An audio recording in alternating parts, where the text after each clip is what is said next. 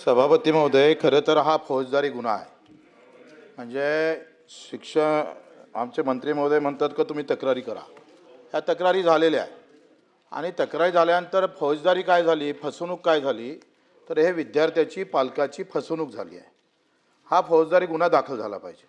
तुमच्या शिक्षण अधिकाऱ्यानं याची तक्रारच तुम्ही जर दिली. काय म्हणतंय तक्रार काय आहे का सभापती महोदय 3,744 रुपये इत्यात 8वीच्या पुस्तकांसाठी 9,881 रुपये घेतले. म्हणजे फसवणूक झाली का नाही झाली?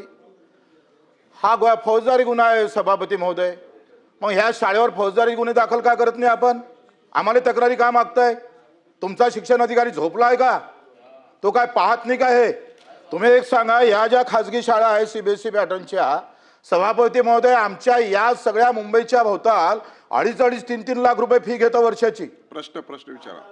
मी तेच विचारतोय, फौजदारी गुन्हा दाखल करणार आहे का? पहिला प्रश्न. दुसरा प्रश्न, सभापती महोदय, का आपला शासन निर्णय आहे का एखादी फी वाढवताना ते 3 वर्षानंतर वाढवली पाहिजे?